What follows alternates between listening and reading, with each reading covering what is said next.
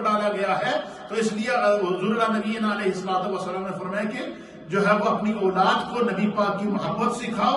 اپنی اولاد کو اہل بیت اطہار سے محبت سکھاؤ، اور تیسری چیز کیا ہے وہ قراءۃ القرآن، اور اپنے بچوں کو قرآن کریم کی قراءت سکھاؤ، ان کو قرآن پڑھاؤ۔ یہ تین چیزیں یہ میرے نبی نے قیامت تک کے لیے اپنے ہر امتی کو وصیت فرمائی ہے۔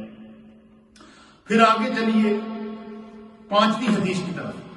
یہ وعن ابی ذر، حضرت ابی ذر رضی اللہ تعالیٰ عنہ بیان کرتے ہیں کہ میں جو ہے وہ روایت کرتے ہیں کہ انہوں نے کعبے کا دروازہ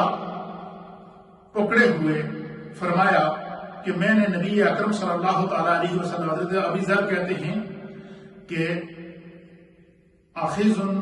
بباب الکعبۃ سمعت النبی صلی اللہ تعالیٰ علیہ وآلہ وسلم یقول، کہ میں نے جو ہے وہ آپ فرماتے ہیں کہ میں نے نبی اکرم صلی اللہ تعالیٰ علیہ وسلم کو فرماتے ہوئے سنا، حضور نے فرمایا الا، خبردار، ان مثل، حضور نے فرمایا کہ الا ان مثل اہل بیتی فیکم مثل سفینۃ نوح،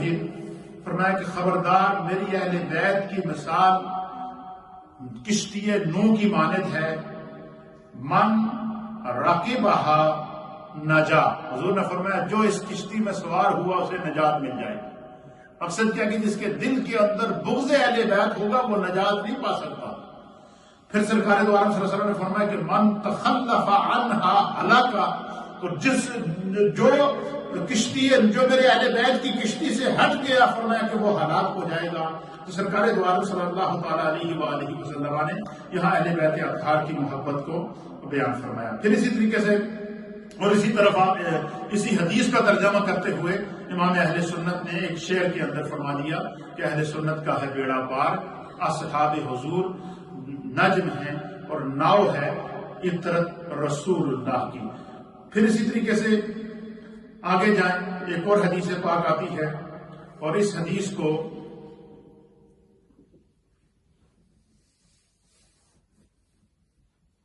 جناب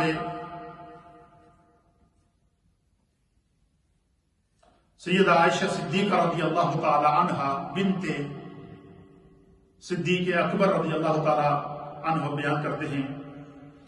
آپ فرماتی ہیں کہ قالت، سیدہ عائشہ کہتی ہیں کہ خرج النبی صلی اللہ تعالی علیہ وسلم غداتن، کہتے ہیں کہ ایک دن نبی اکرم صلی اللہ تعالی علیہ وآلہ وسلم جو ہے وہ صبح کے وقت آپ اپنے گھر سے باہر نکلے،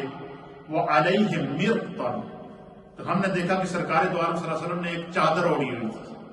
صبح کا وقت تھا، ام المومنین کہتے کہ سرکار اپنے گھر سے نکلے، اور حضور علیہ الصلوۃ والسلام کی یہ عادت شریفہ ہوتی تھی کہ جیسے ہی آپ گھر سے نکلتے نا تو حضور علیہ الصلوۃ والسلام کی آہٹ پا کر یا آپ کی آواز سن کر حسنین کریمین اپنے گھر سے دوڑ کر آ جاتے تھے، کیونکہ سرکار کے گھر کے سامنے مولا کائنات کا گھر تھا، تو آپ دوڑ کر آ جاتے تھے۔ تو ام المومنین کہتے ہیں کہ ایک دن سرکار دو عالم صبح گھر سے نکلے، وعلیہ مرطن مرحل، کہ حضور علیہ الصلوۃ والسلام نے ایک خوبصورت کڑھائی والی چادر پہنی ہوئی تھی، تو من شعر الاسود، اس کے اوپر اونٹ کے جو بالوں کے کالے بالوں کے جو ہے وہ نشانات تھے، اس طرح خوبصورت کالی اور سفید لکیریں تھیں اس کے اوپر، یعنی ایک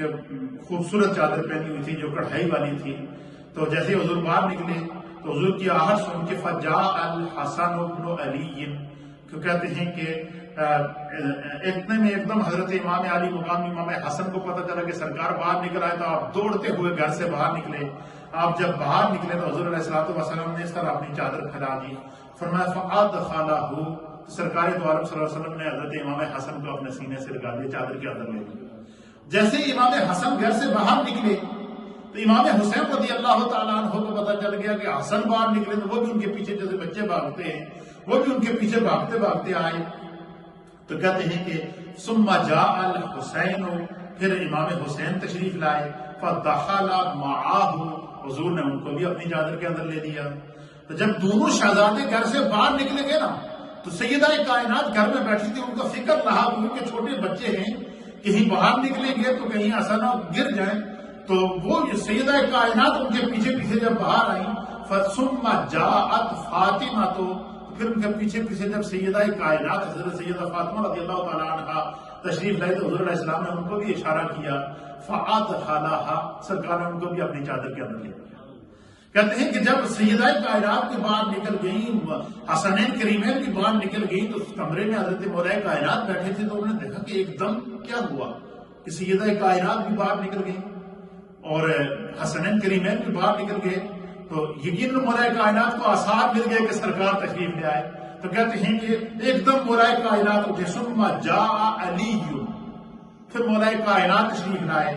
حضور علیہ السلام نے ان کو بھی اشارہ کیا، ان کو بھی اپنی چادر کے اندر لے کر فَأَدْخَلَهُ، ان کو اپنی چادر کے اندر لے کر ثم قال، جب ان کو تینوں چاروں کو اپنے سینے سے لگایا، لگانے کے بعد